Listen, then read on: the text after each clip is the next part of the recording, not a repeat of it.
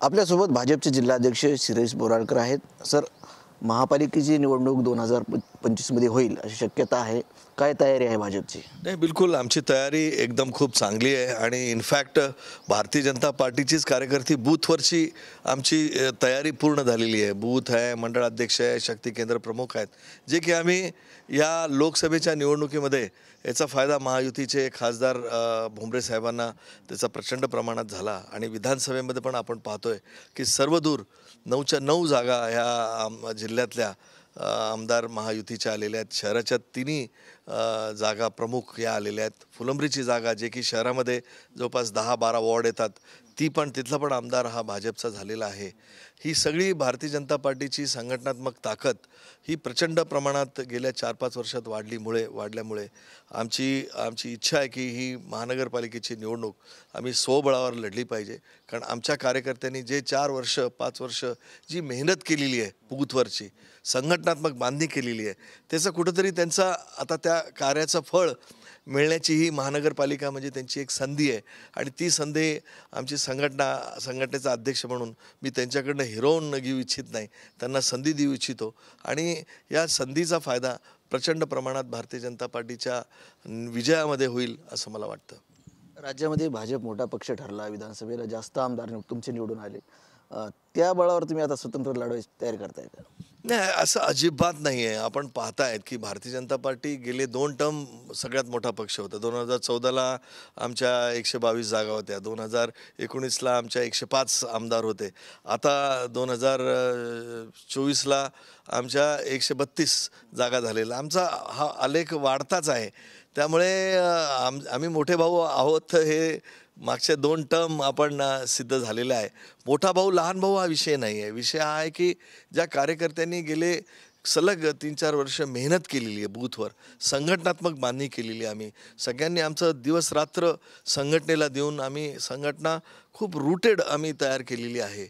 आणि ज्यावेळेस हे महानगरपालिकेची निवडणूक येते आणि त्यावेळेस ही कार्यकर्त्यांची निवडणूक असते, त्यामुळे आम्ही वरिष्ठांना, आमचे बावनकुळे साहेब असतील, आमचे नेते आदरणीय देवेंद्र फडणवीस साहेब असतील, यांना आम्ही विनंती केली की आम्हाला महानगरपालिका ही स्वतंत्र आम्ही लढले पाहिजे. आणि त्याच्यानंतर काय जे होईल ते पाहू, युती होईलच त्याच्यानंतर, नंतर युती होईल पोस्ट इलेक्शन, असं आमची इच्छा आहे. परंतु शिंदे गटाला वाटतं आमची ताकद जास्त आहे, आम्ही स्वबळावर लढवणार.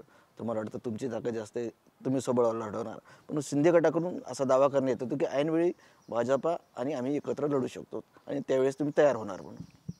नाही, कसं आहे, एक गोष्ट लक्षात घ्या, ताकद असणारा असं म्हणूच शकत नाही की त्याची ताकद नाही आहे, असं काही मला कोणाची ताकद कमी लेखायची नाही आहे.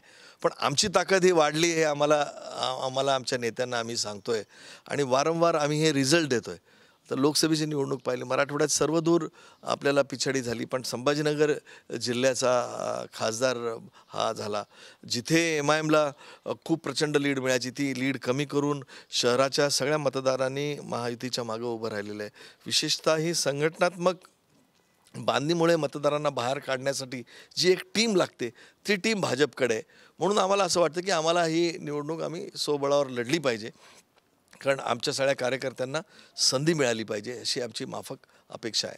नक्कीच कार्यकर्त्यांना संधी मिळाली पाहिजे, परंतु कुठेतरी शिंदे गट आणि तुम्ही एकत्र नाही आले तर कुठेतरी MIMचा किंवा इतर पक्षांचा फायदा होईल, त्याच्यामुळं आम्ही एकत्र येऊ असं शिंदे गटाचं म्हणणं आहे. नाही, असं काही होणार नाही, कारण ज्या MIMच्या जागा असतात त्या MIMच्याच आहेत. आणि हिंदू मतदारांमध्ये आता लोकांना कळेल की बाबा कुठला हिंदू हे कोणाकडे जास्त आहेत, की आम्ही वारंवार म्हणतो की आम्ही कट्टर आता हिंदुत्ववादी आमचा पक्ष आहे, सनातन धर्म मानणारा पक्ष आहे.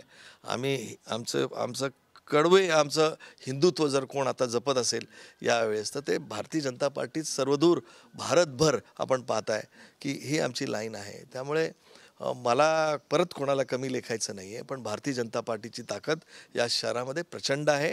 भारतीय जनता पार्टीच्या नेत्यांवर, देवेंद्रजी फडणवीसांवर, मोदी साहेबांवर प्रचंड विश्वास या नागरिकांचा आहे की हे खऱ्या अर्थाने विकास करू शकतील.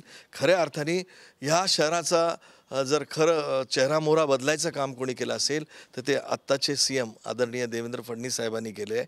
इथे टोयोटा किर्लोस्करची युनिट येऊ, अथर युनिट येऊ, इथं इंडस्ट्रीयल डेव्हलपमेंट असो, शहराच्या स्मार्ट सिटीच्या माध्यमातून डेव्हलपमेंट असो, या वेगवेगळ्या स्कीममधनं जी डेव्हलपमेंट असो, आता ही पाण्याची योजना असो, ही देवेंद्रजी फडणवीस साहेब असताना ही 2014, 19, 17, 18ला ही योजना आणली होती.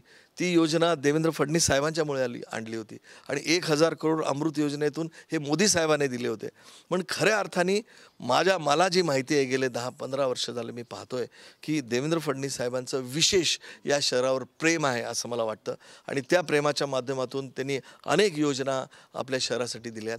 25 कोटी रुपये विशेष निधी शहराच्या विकासासाठी त्यांनी दिला. हे सगळं पाहता देवेंद्र फडणवीस साहेबांचं, आमच्या CM साहेबांचं प्रचंड प्रेम आणि लक्ष या संभाजीनगरवर आहे आणि त्याचा फायदा या विकासासाठी होईल असं मला वाटतं. नक्कीच होते भारतीय जनता पार्टीचे जिल्हाध्यक्ष शिरीष बोराळकर. आणि भारतीय जनता पार्टी जर 2025मध्ये महापालिकेच्या निवडणूक लागल्या तर आम्ही स्वतंत्र स्वबळावर लढू आणि देशात संभाजीनगर शहराच्या विकासासाठी देवेंद्र फडणवीस यांनी भरीव निधी दिल्याचंही त्यांनी सांगितलं आहे. कॅमेरामॅन अमित आडेसह संजय सर्वोदय TV9 मराठी, छत्रपती संभाजीनगर.